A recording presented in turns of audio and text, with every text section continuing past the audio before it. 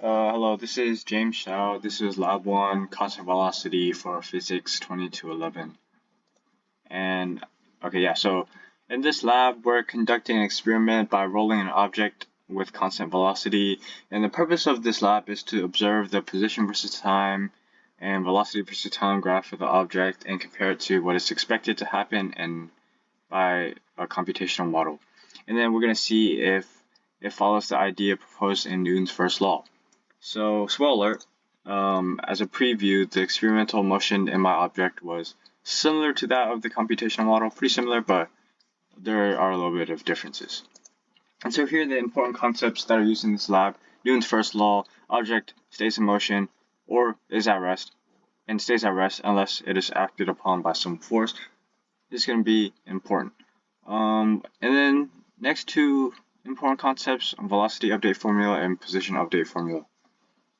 And so here are the materials I use for this lab. I use my iPhone 11 Sharpie highlighter, and this desk. This desk in my dorm. Yeah. So basically, how I conducted this experiment was I sat the highlighter at the top of my desk.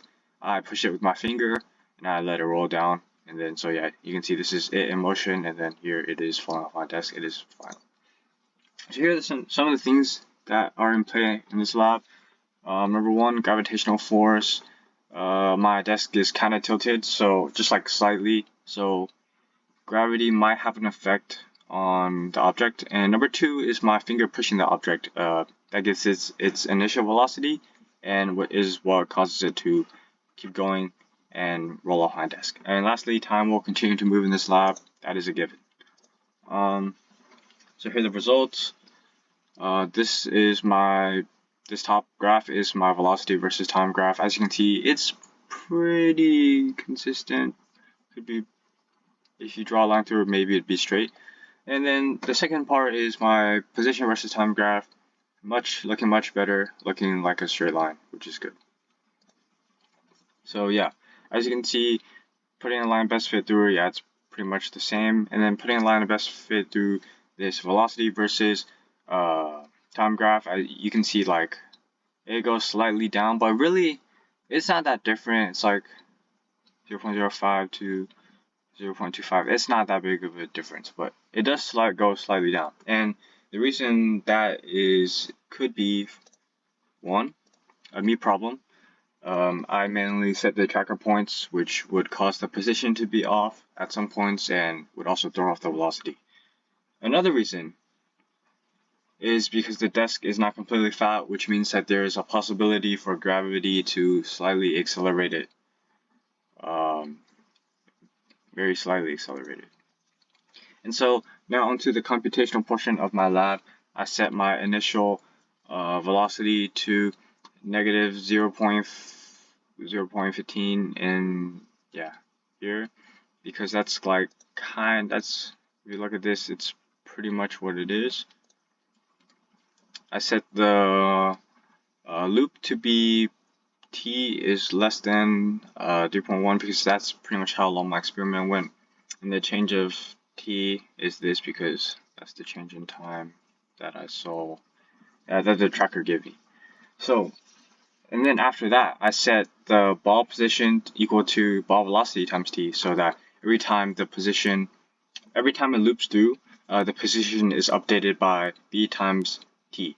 And this is important by the position update formula. So basically, yeah, so the final position is the initial position plus the velocity times the change in time.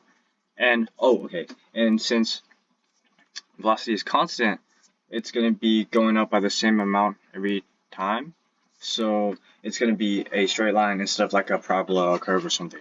And you can see this in the computational model, straight line down. This is my position versus time. And then for this one, velocity versus time, parallel line. Perfect. That's great. And now looking at comparing the two, we can see that it's actually pretty similar.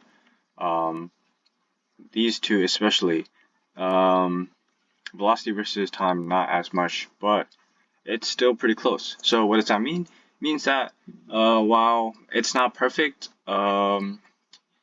my experiment represented constant velocity pretty well. So yeah, good job, Nick. And so what does it mean? If I changed the orientation of my axes, I would either my position versus time graph would go up instead of going down, and then my velocity versus time would be positive. And then for this, is it possible for this? I think it's possible, yeah, if you just simplified all of the forces. Because there's like a lot of air particles that could affect, but if you simplified all of them, I think it would, you would be able to see how many pushes and pulls there are.